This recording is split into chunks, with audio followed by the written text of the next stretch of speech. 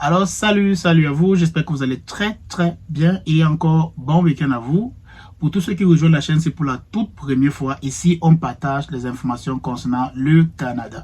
Si cela vous intéresse, si cela vous permet tout simplement d'en savoir beaucoup plus sur un programme en particulier, alors partagez cela dans les commentaires. Si vous aimerait savoir beaucoup plus sur les différents programmes d'immigration, principalement les études, parce que c'est là où on est beaucoup plus focalisé sur la chaîne, c'est les études.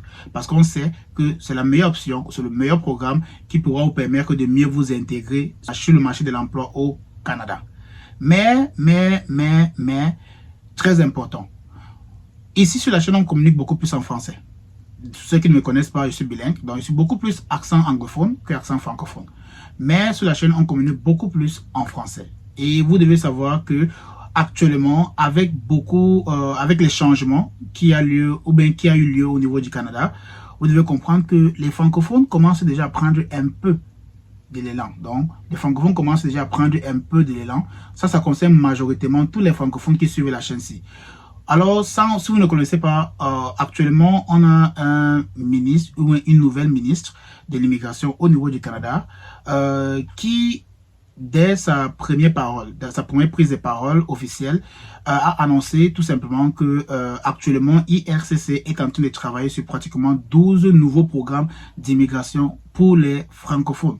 Donc, ce qui est extraordinaire, ce qui est vraiment très bien pour les francophones. Mais, est-ce que cela sera effectif 2025? On ne le sait pas. Mais ce qu'on sait déjà d'office, c'est qu'il y a des programmes qui promouvoient l'immigration francophone en 2025. Alors, restez scotchés parce qu'on va en parler dans cette vidéo. Pas tout, mais on va se focaliser d'abord sur l'immigration francophone comme étudiant. On va se focaliser d'abord sur les étudiants.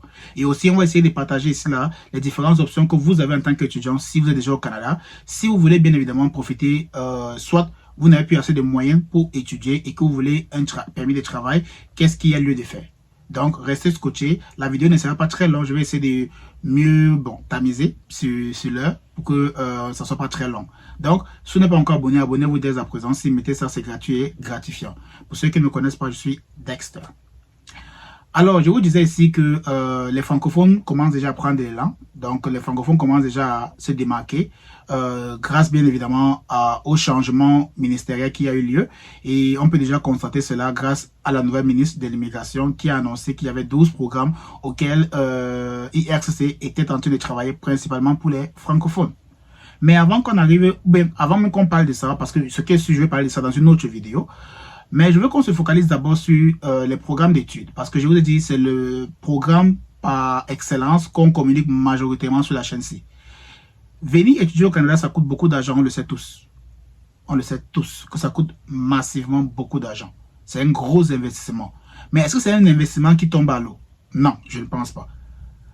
Est-ce que c'est un investissement qui tombe à l'eau? Je ne pense pas. Maintenant, chaque personne vit ses propres réalités en fonction de là où la personne est située, en fonction de là où la personne est, en fonction de qui est la personne là. Parce qu'il y a des personnes paresseuses, il faut qu'on le dise, il faut qu'on dise des vérités. Il y a des personnes paresseuses qui ne veulent pas aller chercher l'information, qui ne veulent même pas savoir ce qui se passe. Parce qu'ils ont compris quelque part que quand tu viens en tant qu'étudiant, tu étudies, après tu as un permis de travail, après tu as ta résidence permanente. Non, ce n'est pas qu'après tu as ta résidence permanente, c'est à toi d'aller chercher ta résidence permanente. Si tu es au Canada et que tu es venu via les études, dès que tu as terminé tes études et que tu as un permis de travail, c'est à toi d'aller chercher ta résidence permanente. Tu dois savoir toutes les différentes options que tu as devant toi pour pouvoir toucher à ta résidence ou bien pouvoir faire une demande pour ta résidence permanente. Ce n'est pas que c'est le gouvernement du Canada qui t'a promis que tu vois. Non, déjà qu'ils n'ont jamais promis à quelqu'un. Ils n'ont jamais promis que si tu viens étudier, après tes études, tu travailles et après tu vois la résidence permanente. Non, ils n'ont promis cela à personne. Vous voyez un peu, ils ont seulement dit, il y a une opportunité pour toi. Donc, c'est à toi maintenant d'aller chercher l'opportunité là. Et de voir quel programme d'immigration ou bien quelle option pourra me permettre d'obtenir ma RP après mes études. Donc, c'est à toi d'aller chercher les différentes options là. C'est pour ça que sur la chaîne-ci, on communique beaucoup et massivement sur toutes les différentes options, tous les différents programmes disponibles pour que tu puisses obtenir ou bien aller chercher ta RP tout simplement. Donc, je vais vous parler des études. Quand tu viens étudier au Canada, on sait tous que c'est coûteux. Est-ce que c'est un mauvais investissement? Je ne pense pas. Beaucoup d'autres personnes sont venues en tant qu'étudiants au niveau du Canada. La majorité des membres de la communauté ici sur Immigrants Ignorants sont venus au Canada via les études. et d'autres maintenant sont en train de travailler, d'autres peut-être sont en route pour obtenir leur RP, et ainsi de suite. Donc, c'est à toi de savoir quelles sont les différentes options que moi j'ai pour pouvoir obtenir cette RP-là. Mais avant d'arriver à la RP, il faut déjà savoir quelle option de permis d'études pourra te permettre d'entrer au Canada et de venir étudier, ou bien de suivre ton parcours. Alors, il y a absolument pour les permis d'études, il y a deux types de programmes. Il y a le programme standard, dans le volet standard, et il y a le volet PPECFSM, donc programme pilote d'étudiants dans les communautés francophones en situation minoritaire. Donc ça, c'est un programme qui concerne majoritairement les francophones qui vivent à l'extérieur du Canada. C'est l'un des programmes auxquels j'ai accentué ici la communication, disant que voilà l'un des meilleurs programmes pour les francophones actuellement. Si tu as envie d'avoir ne serait-ce que 99% de chances d'obtenir ton permis d'études depuis ton pays d'origine pour venir étudier au Canada, et que tu es francophone, le meilleur programme d'études pour toi, c'est le programme pilote pour les étudiants dans les communautés francophones en situation minoritaire. Voilà le meilleur programme d'études que tu pourras utiliser ou bien tu pourras passer pour obtenir ton permis d'études en tant que francophone. Si tu passes par le volet standard, tu seras considéré comme toute personne dans le volet standard. Donc, il n'y aura pas que c'est... Non. Mais si tu passes par le volet PPECFSM, tu seras uniquement considéré comme un francophone qui vient pour étudier. Et je vous ai parlé cela des quotas. Le gouvernement du Canada, principalement IRCC, a des quotas qu'ils doivent combler, qu'ils doivent remplir. Parce qu'à la fin, ils ont ce qu'ils appellent les rapports pluriannuels. Et dans les rapports pluriannuels, ils ont mis des quotas concernant l'immigration francophone. Et cela est divisé ou segmenté en les francophones qui sont venus avec des permis d'études via tel programme, les francophones qui sont venus avec la RP via tel programme, les francophones qui sont venus avec la RP ou bien le permis de travail via telle option. Donc, quand ils mettent ces quotas-là et qu'ils mettent l'éligibilité pour ces différents quotas, majoritairement, ils sont en train de faire la promotion de ce programme-là. Et ils veulent absolument que ça fonctionne. Parce que si ça fonctionne, ça va permettre à ce que le gouvernement qui est en place et qui a mis l'option là aura du soutien. Parce qu'à la fin, ne dites pas, bon, j'ai pas envie de faire comme si c'est la politique. J'ai pas envie d'entrer dans la politique. Mais sachez que tout programme d'immigration, il y a toujours un peu de politique à l'intérieur. Parce que ceux qui sont au gouvernement, ceux qui sont en place actuellement, quand ils mettent un programme, c'est pour toucher une communauté. Et quand ils touchent la communauté, vous savez qu'il y a toujours ce qu'on appelle le bon sens. Le bon sens veut dire que si moi je suis venu par exemple grâce à toi derrière quelqu'un, automatiquement il sera redevable à la personne là. Donc c'est le bon sens. Vous avez compris de quoi je voulais parler là. Voilà. Donc ce qui fait que chaque gouvernement, peu importe, quand ils mettent un quota, ils mettent un programme sur pied, ils veulent absolument que ceux qui vont venir via ce programme là pourront bénéficier bien évidemment de ce programme. Et en retour, les politiciens qui ont mis cela pourront aussi bénéficier de leur soutien. Donc, vous avez compris de quoi il s'agit là. Maintenant, je peux me tromper. C'est à vous de voir, c'est à vous de réfléchir. Donc, quand ils ont mis ce programme sur pied, c'est pour que les francophones commencent déjà à voir au moins ne serait-ce que de la lumière au bout du tunnel. Pour se dire, au moins, ce n'est pas rien, ce n'est pas seulement les anglophones. Maintenant, au moins, ils considèrent les francophones parce que la majorité des programmes étaient beaucoup plus accentués sur les anglo-saxons.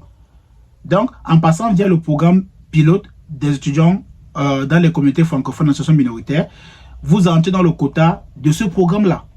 Et vu qu'ils ont un quota de 2300 ou 2600, entre 2300 ou 2600 personnes, si vous êtes dans la liste, dans le quota là, vous allez obtenir votre permis d'études parce qu'ils doivent combler ce quota. Vous voyez, avant la fin de l'année. Maintenant, si vous partez vers le volet standard, ça veut dire que vous allez partir vous émixer aussi avec les anglophones.